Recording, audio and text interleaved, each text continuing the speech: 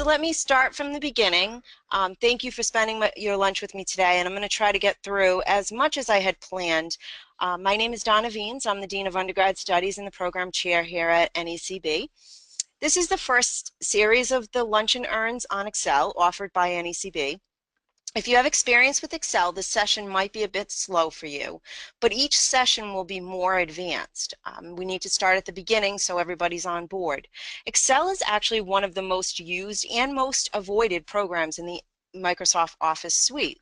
Those who understand how to work with Excel use it often, while those who don't know how to work with Excel avoid it like the plague. If you are in the latter group, this session is designed to help change that. Now, you will see on the screen that I have Excel open and ready to go. You can either work on the side on your own Excel file or watch it and go along with me. We will be providing you with a full audio and tape of this so that you can use this to refer back to as you're going through the process. We will make sure that we get that out to you. So the first thing that we're going to do is, if you look down here where my arrow is, you will see that I have a little plus sign. This is how I'm going to open a new sheet within our workbook. Terminology in Excel is kind of important, so I'm going to try to make sure that we understand what the terms are that we're using. So to hit a new sheet, I'm going to hit my plus sign here, and you'll see that when I do that, it's going to open a new sheet for me. And this is where we're going to do a lot of our work. Hopefully what we're going to be able to do is refer back to this as a step-by-step process. So as we're working through this, it's important that you understand that the columns are horizontal and the rows are going to be your verticals. Okay.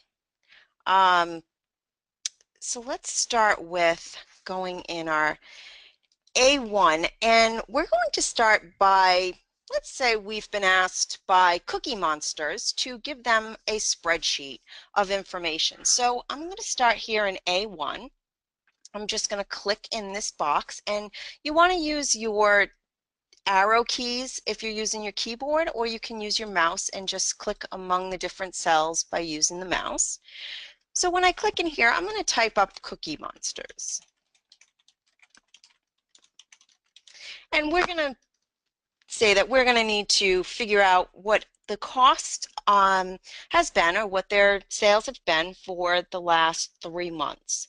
So once I'm done typing Cookie Monsters, I'm going to hit enter. Once I hit that enter key, it's going to take me down to the next cell, which is A2. Now let's start with a list of months. So let's start with January. I'm going to type in January here. But what I want you to do is, after you hit enter on January, I want you to come back up into this box. Now I can do that with my tab keys, I can do that with my arrow keys, and I can do that with my mouse. Again, I can click anywhere I need to. See this little box that we're seeing right here? What I want you to do is I want you to go on that box until you get this little plus sign. If you see the little plus sign, you'll see that I'm right on that box and I make a plus sign. Now what I want to do here is I just want to drag across a couple of columns. Once I do that, you'll notice that Excel gives me January, February, March. It can continue to do that. Of course, if I wanted to continue, I could keep going and I could get all of the months. But for today, we're only going to work up to March, so I'm going to get rid of those. But you can do that. It's one of those great options in Excel that allows you to not have to type all of them. It'll follow suit. So now the next thing that we're going to do is, let's go down to A3. And A3, we're going to type the cookies that we sell. So let's see. Chocolate, of course, because that's the best. And then we're going to hit enter, and we come down to the next one. We're going to hit peanut butter. We're going to hit enter, and we're going to come down to the next one, and we're going to say oatmeal. So now I have my 3 different types of cookies. Remember that moving from cell to cell is easy if you hit your enter key to go down or up or side to side. You can also use your mouse. You can also use your tab back and forth. So let's put some numbers in our table. So let's say in January we have sales of 200. I'm going to hit enter, and I'm going to come down to 150 for peanut butter, and I'm going to say 100 for oatmeal. Now I need to move my cursor over to box C3, so I can either do that by clicking here, or I could have done it by using my arrow keys. And let's say we had an increase in chocolate sales, chocolate cookie sales to 250. We had an increase for peanut butter of 225, and let's just say that our oatmeal cookies are out of this world and our sales became 250. Again, I'm hitting enter after I'm entering each number in. I come down here, now I'm at C6. I need to be up there at D3, so let me use my arrow key. I'm going to come over one, and I'm going to come up to my D3 spot. So let's say March. Well, March, people have caught on and they have figured out that our chocolate cookies are the bomb. So they're going to definitely increase our sales there. Our peanut butter cookies have also increased, so we're going to say 450. And our oatmeal cookies are still outstanding, so we're going to say that's 600. And I'm going to hit enter. So now we have put the information in the cells and we've moved around the cells. Now some of the information that you're going to be working with is already going to be populated, and as we work through this process I'm going to help you to see what you can do with some of the information that's already in a table format. But most of the time you're creating a table in order to come up with some totals, to put all the information into one particular place, maybe to come up with a chart in order to show it to the table-oriented person, maybe more of a visual learner. So before we do anything, I know for a fact that I would not want to give information to somebody and have them produce a table and hand it over to me looking like this. This is something that needs some formatting. So let's do a little bit of formatting here and learn how to format some different ideas within the table. So first things first is we have to get some totals going on. So if you go to E2, again, I can use my mouse or I can simply use my arrow keys on my keyboard.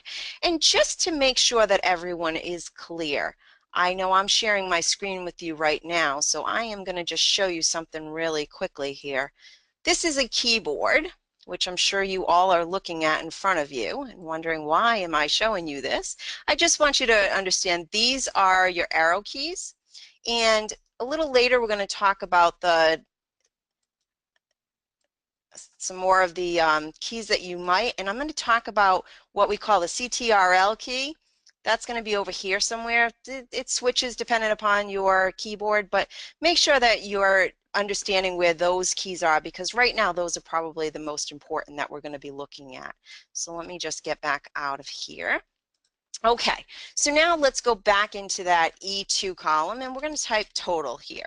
Let's also put a total under A6. So I'm just moving around using my arrow keys. I can kind of go all around.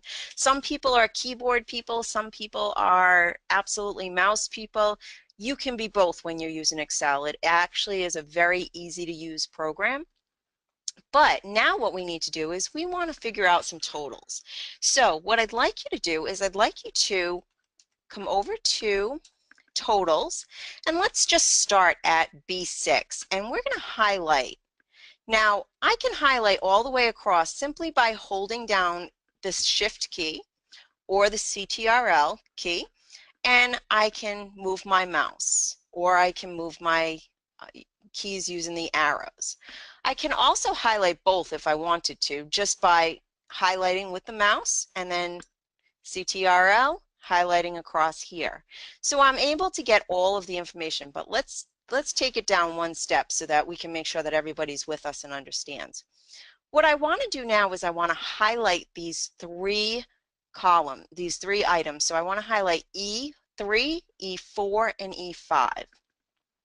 And I want to go over, if you're looking at your Excel, what you're going to find is that your ribbon up here at the top gives you a lot of information. There's a lot of different commonly used items within that area. And what I'm going to do is I'm going to come over here to where it says auto sum. And I've highlighted those items. Now I want to just click auto sum. I wish I could get rid of this little box here. When I come over and I hit auto sum, what it is going to do for me is it is going to sum or add together those columns. So if everybody saw, I highlighted these, I came up to this auto sum button up here, I clicked it, and it gave me a sum. Now I want to do the same for these. I want to highlight them all, I want to come to sum, and it'll sum them across. So the at sum is the most common used function within Excel when trying to come up with some type of totals, or if you want to put anything into any type of table format. Usually there's some need to use that at sum key. I've seen people, especially students, use Excel as a calculator. They sit there and do their math right in it. You can absolutely do that. At sum is something, or auto sum is something that works when you're looking to just add together a list of items. So let's continue and see what we can do to format this to make it a little bit better. Okay, so we want to make sure that we're going to clean the table up, make it presentable, make it look nice. Well, the first thing that we're probably going to do is when we look at this, we're going to want our title to be across the entire table. So what I'm going to do is, if I want to, I can highlight the extent of the table. I come back up to my ribbon and I can hit merge and center. It's going to merge and center all of the information within that box that I was in. And now my title is in the middle. We can also play with font size. So let's say I want to increase the font in that a little bit. Now, if you really want to make it fancy, you can come over here to your fonts and you can change the font. You'll see in the background it kind of gives me a little picture of what it's going to look like. Certainly can do that if you want to play with it. I'm not going to play too much with the font, but at least you know it's there and it's something that you can do. Now, one of the other problems that we see immediately looking at this is peanut butter can't be seen. Well, I need to know that it's peanut butter, because what if it's something else and I don't really like it? I might not want to be looking at that or understanding why that number is so high if I can say, well, I know that we put a lot of money into that particular product, so that's why it's risen in from February to March. So what I can do here is I can go right up between A and B. If I'm between A and B, you'll see that I get this little symbol right there with the two arrows and the line. Once I have that symbol, if I double click, it will extend it so that I am able to see the full name of peanut butters. Now I know that that's the cookie that's in that column. So we're able to take a look at that when we have any situation where the columns are just not big enough. You can do the same thing with a row just by simply coming over to the row. If we had too much information in the row, we could certainly extend that out as well. Now, we have a long way to go before we're experts with Excel, but let's keep on working on changing some of the look of this table. Okay, so let's highlight B2 through E2 and hold your CTRL button down and highlight A3 through A6. So they're all highlighted now. Now let's see, if we want to make that information bold, we could make it bold here. We could make it italicized, or we could make it underlined. Let's make it bold. So we're able to quickly make the titles bold. Since we're talking about dollars and cents, I think we should really use the dollar sign. I often tell my students that a number is just a number without a title, and in this case, this is a dollar, so we want to say $200. So if I highlight the table, which is, I click on this first B3 and I just drag around. You can also do this with your arrow keys by using the Shift key or the CTRL key, and you can certainly not do what I just did, but you can certainly highlight each of these items. All right, so I can highlight that way. So if I want to highlight, now what I want to do is I want to make these dollars. This Excel has some great tools up here in the ribbon that allows us to simply click a button and now we have some dollars. So we know that we have some dollars that we're talking about and not necessarily number of cookies. We're talking about dollars that they sold. So we're able to get that done. We can further format by highlighting the entire table, and we can decide that we want to maybe come up here to the ribbon and we want to put a border around it. Now the thing about Excel is you see grid lines. When you see those light gray grid lines that are in there, those grid lines are for you to look at, but they won't show when you print them out. So if you know you're going to print this out and you want to make sure everybody can see it, you can just hit all borders. Again, I'll come up here and I can hit all borders. If I only wanted an outside border, or I wanted a thick border, or I wanted a special type of border, I can do anything I want here. Or if I decided I didn't want a border after I've done this, I can always go back and take the border out. So we're able to now have our table, which is a little bit better formatted for us to show what it looks like. Now, here's one of the things that happens, and I'm an accountant by trade. I've been an accountant for 25 years, and when I often go to show management, when I was a lower level accountant and eventually when I was management going to show the CEO something, they always said, yeah, we understand your tables, but can you show us something that makes more sense? So one of the things that I like to do is I like to show the table format, but I like to show it in a graph. So if you come over to A3 and you highlight A3 through D3 and come on down to A5 through D5. So I highlighted that whole section. I can actually come up and let's actually do this again, and let's include the January, February, and March in here. All right, but I don't want to include the totals. Don't include any of the totals, because if I include the totals, when I do go to make this a graph, what's going to happen is I'm going to be double counting, and we don't want that to happen. So now if I come over here and I go to this insert menu, you're going to have in the ribbon, you're going to have some additional items. And as we further ourselves in Excel, the next series and the series after that, you'll see that we'll use these tabs more often, and these ribbons will have much more meaning to us. Right now, we just want to use the basics so that we understand the basics of playing with Excel. So let's go up here and let's just make a nice little 2D column chart. And I can simply do that by clicking on that button. Now I can change the colors of this based on what they're giving me. I can play with other dimensions, but I think that's a little bit more advanced than what we're going to do today.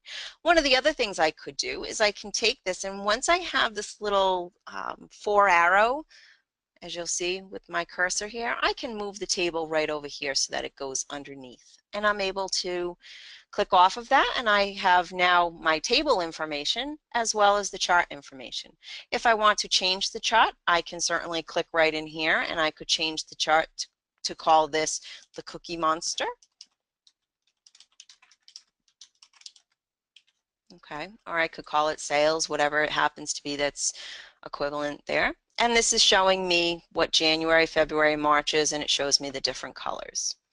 So this is the beginning of Excel and working with some numbers, getting some tables down, trying to understand exactly what we need to do when we are working with data in the table. But let's take this one step further and talk about calculations, because I think that a lot of people don't understand the great value that Excel can give you when you're doing calculations.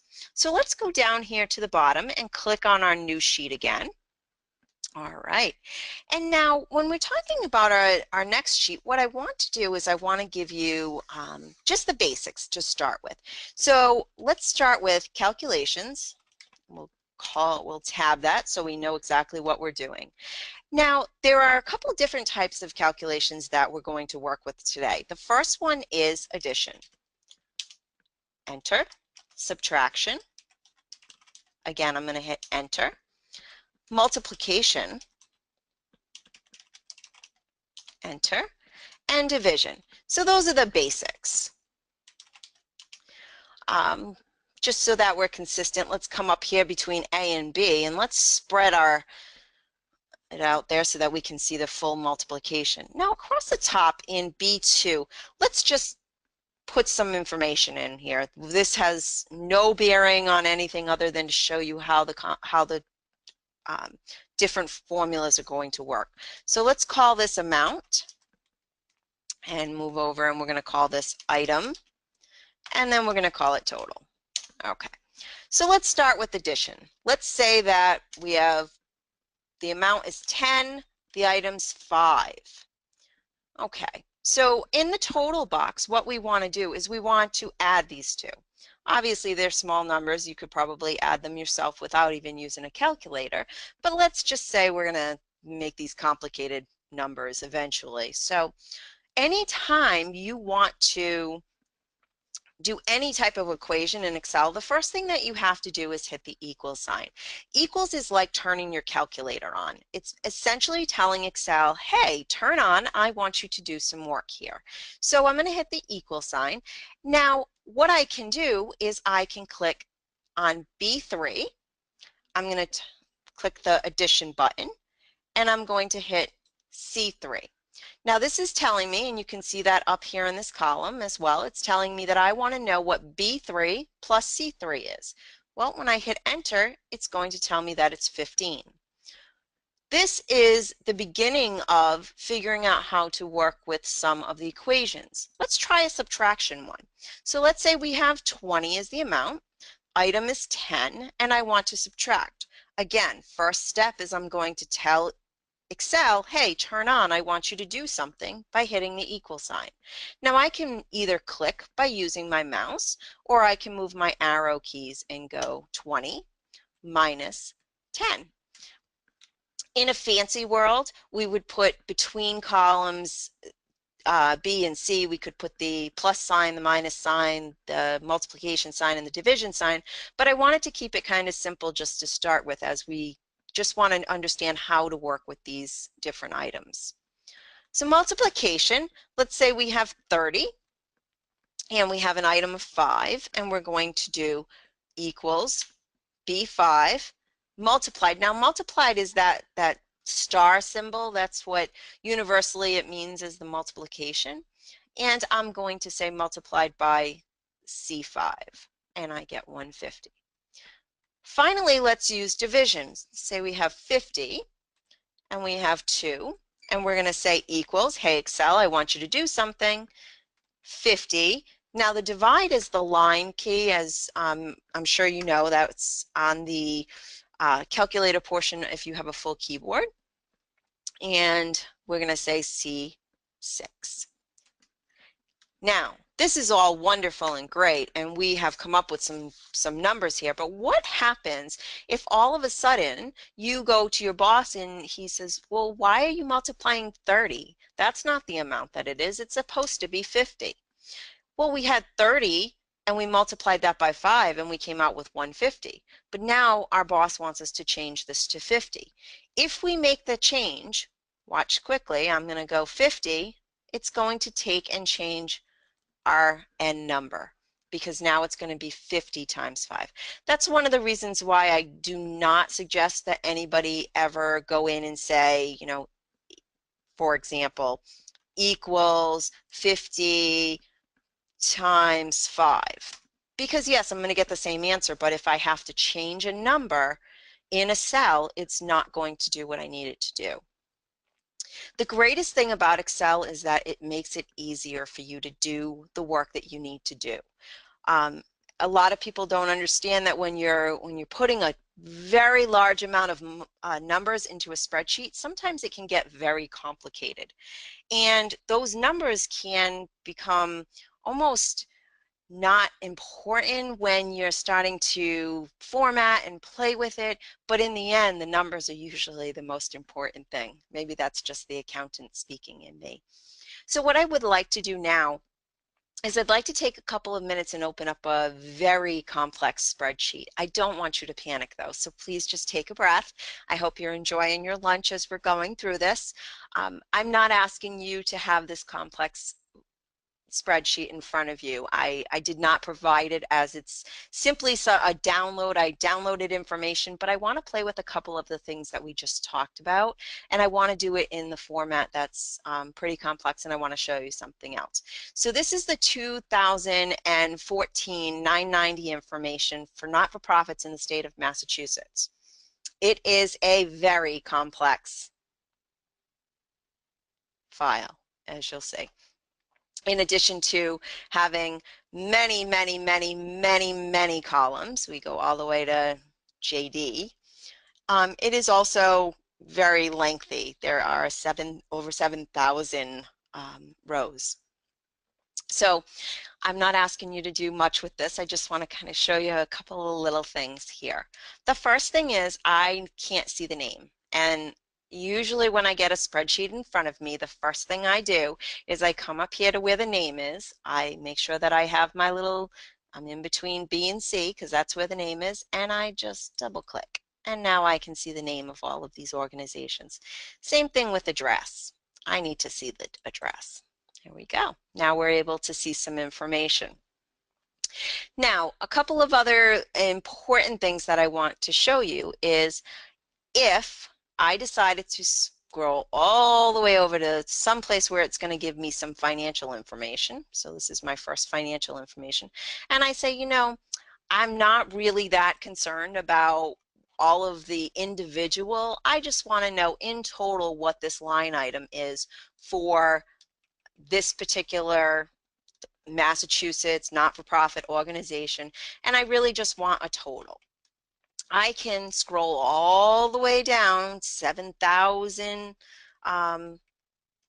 items down. Of course, it doesn't help when you hit end while you're doing it.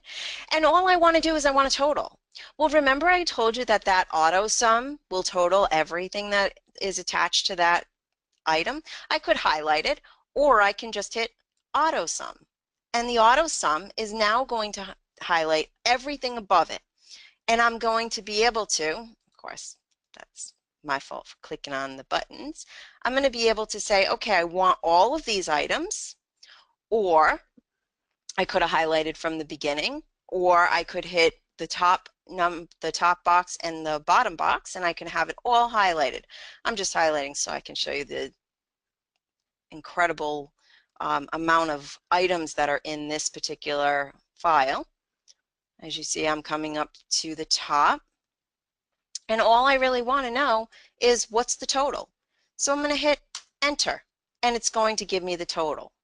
Now, could I have done this in a different way? Absolutely, because I know that this column is DF, and I know that I want to start at row 1 and I want to go all the way to row 7,086. So I could have hit at sum, and I could have hit, okay, I want you to do DF1, and I hit the colon there, and I go DF7086, and I hit enter, and it's going to give me the same number.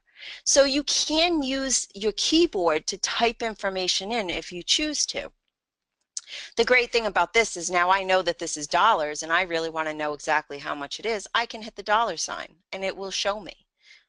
So you're able to use this with big spreadsheets such as the one that we're working with now, or you can use it with very small spreadsheets for what we used earlier. Couple of other things that I want to show you, and these are a little outside the realm of beginner, but I think they're important for you to know when you begin working with Excel, especially in the workplace. So I'm going to come over here between E and F, and I'm going to extend out the city and state so that I can see the city.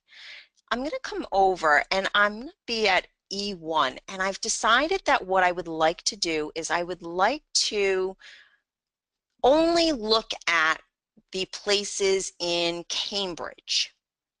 So now most people would look at this and say, okay, now I have to go count. Okay, this one's in Cambridge. Let me see if I can find another one. Here's another one in Cambridge. Nope. In Excel, we don't do that. In Excel, we let Excel do all the work because that's what it's there for. So I'm going to come over here. Again, I'm still on my Home tab. I'm going to come over here to my Sort and Filter. And I'm going to say, okay, filter. Now you'll notice these little arrows that were put up here. Isn't that great? I love that. This is one of my favorite features of Excel because now I don't need to look at all of this.